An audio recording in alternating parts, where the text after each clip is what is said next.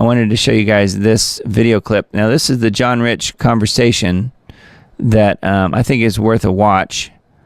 And I don't know if we'll watch it all. It's fairly long, but it says John Rich shares a conversation that got Trump to stop talking about this guy. So let's hear what he has to say, and then I have one other comment as far as one other guy in the room there that we'll have a look at, and I'll mention him here in a minute. So this is again from a podcast, and we'll talk more about that here in a sec. We're sitting there, and everybody's eating their food, and President Trump is not president at this time, and he's talking to the senators and talking about really important stuff, and I'm just minding my own business going, I don't know how I got in this room. Well, okay. I'm sitting elbow to elbow with him. It's about an hour into dinner. I hadn't said a word, just been listening. And Trump gets through eating, and you've seen him do this move right here. Yeah.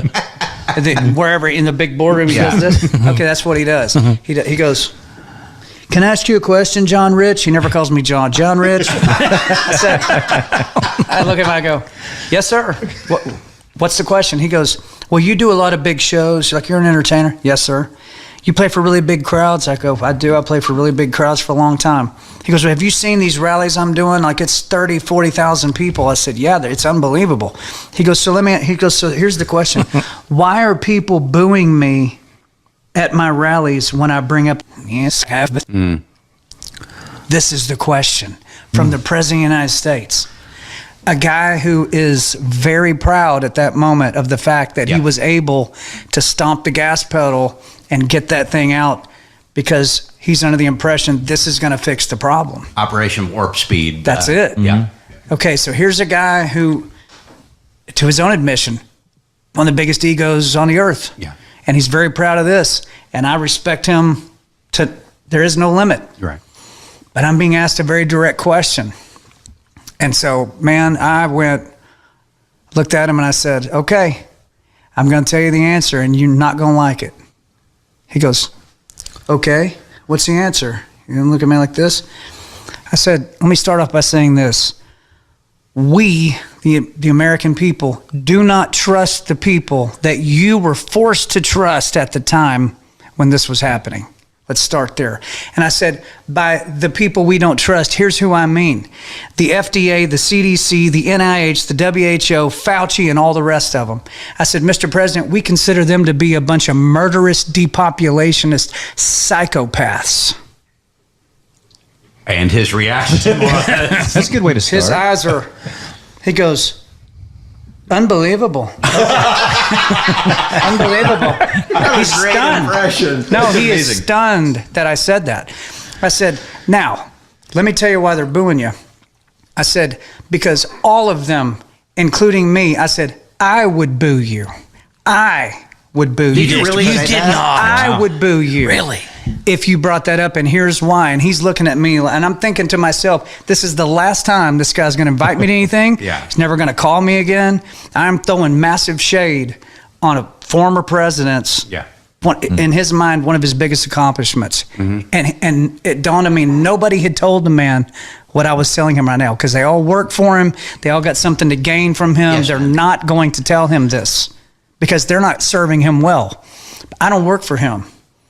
And I think a lot of him, and I want him to understand the truth about it. So I said, here's the problem. Here's why they're booing you, Mr. President, because every human being out in that rally, either themselves or they know someone directly who has been harmed by the or has even died from it, including me. I said, I got members of my own family who were forced to take it against their will to keep their jobs, and now they've got all kinds of problems. Big problems, heart problems, lung problems. And he's looking at me, and he looks around the table and he goes, this is unbelievable. I mean, he goes, has anyone else heard this? Herschel Walker, he was running for Senate at the time. He goes, Mr. President, I mean, down in Georgia, my constituents come up at my rallies, and what John just said, man, I hear it every single day. Looks over at Marcia. Marcia's sitting there going, looks around the table, and then Lindsey Graham, who's sitting across. So you're here, or I'm here. I'm sorry, but you're Lindsey Graham. Sorry, you're Lindsey. Sorry. Lindsey, everybody. Okay. You're Lindsey Graham, and you're me. Okay.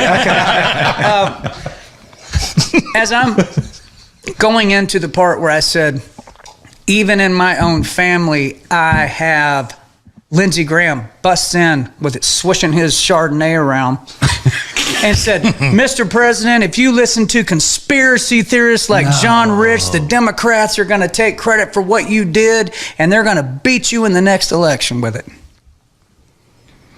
Oh, And so I'm looking at Trump, and he's sitting over there, and he does that, and I looked at him, and I said, do not interrupt me when I'm speaking. Do you understand me?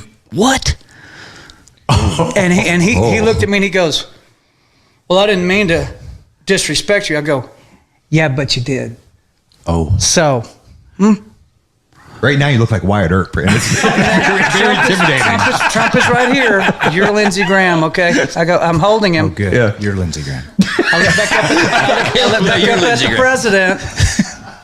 I look at him one more time. I go, now let me finish what I was saying. Oh, man. And then I finished it. Okay. That Trump ended that by saying, so I guess no more talk. I said, I think that's a good idea. I said, I think you're going to learn a lot about it. But yes, I think that's a good idea because that's the only thing that would make us ever boo you, Mr. Yeah, because President. you're right. I mean, that's you. one That's of the amazing. things that I think a lot of people didn't agree with him on. And it was this guy, but him being proud of it. And Jason actually has a story that's similar to that. Well, the thing about Trump and the guy, Trump never mandated the Exactly. Trump said, you're all the doctors, go figure out how to make this Yeah, stop. we need to make this And he available. trusted these people that we now all know are a bunch of depopulationist animals. We all know that now, but he never mandated it because mandating an experimental medical procedure violates the Nuremberg Code. It's a crime against humanity. Yeah. Which I hope we see that play out because people need to be held accountable for Do you that think we in a will see major it way. play out? I think it will. Yeah. So that was the story there. So, again, he has called me since then. He does text me back from the Super Bowl. He has invited me to, so I did not lose my friendship with him. I think if anything, based on a couple of things he's asked me over the last year or so, he probably appreciates the fact that I'll say something to him that he don't really want to hear that. 1,000,000%, Emily says, yeah. So there you go. I mean, that is an explanation, I think probably rightfully so, as to what is going on. And Susan mentioned here, do we want such a clueless leader? Meaning Trump. I think he was just isolated from this information. He'd never heard it before because of what John Rich said. Everybody around him were all yes men telling him how great it was and isolating him from the actual truth of the damage and the destruction and the death it was actually causing. He was isolated from it. So he didn't know about it. And now he does. And I don't know really timeline-wise when this was. I mean, this was, obviously well before the actual election. So he's known about it for some time. Nothing else has really come out about that. There's never been an apology and never will be as far as I'm concerned. I don't think he ever will come out and officially say anything about how he was tricked or manipulated in a way that he went along with this whole thing. But I do think that John Rich's story there is very, very telling. And we did listen to the whole clip. What I wanted to show you guys was this. Let me back this up. I have to find it. I don't know where it is. All right here when he's talking about Lindsey Graham. All right, you see the guy there with the green shirt on who he was jokingly pointing to and saying that right over there is where Lindsey Graham was sitting. This guy right here. That guy's a friend of mine. His name is Kelly Lovelace. And all of these guys sitting around the table, John Rich included, but all of these guys are massive country music songwriters. And they have had so many hits. And they're just, they do, incredible work as far as songwriters go. And they're the ones that are part of this podcast called Try That in a Small Town. That's the name of a song Try That in a Small Town was a song by Jason Aldean. And these guys wrote that song. And this guy right here is a friend and client of mine. His name is Kelly Lovelace. I didn't pull up his website, but I actually built his website for him. Let me show it to you guys. Probably should have pulled that up ahead of time. But there he is. Kelly Lovelace. And he is a longtime writing partner with Brad Paisley. Guy you've probably heard of before. But this is Kelly's website that I built for him several years back. And that is this guy right here in the green shirt. So he's one of the podcast hosts for this Try That in a Small Town podcast, which I'd never heard of before. I didn't even know he was doing that. So I think it's a fairly new thing, but I do think that they really hit the proverbial, as far as viral clip, though, with this John Rich clip, because it's really gotten a lot of publicity. It's got 1.3 million views on just this one particular video clip on X.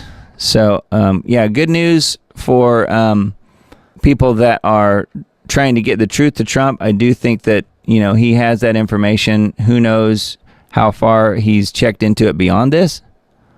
But, yeah, Trump wants to hear more conspiracy theories. Well, according to Lindsey Graham. Yeah, exactly. So you have people like that who are yes men, like Lindsey Graham. They call him Lady G. Some of the other Congress people call him Lady G. People like that whispering in his ear and telling him not to listen to these crazy conspiracy theorists when, in fact, that's where the truth lies, isn't it?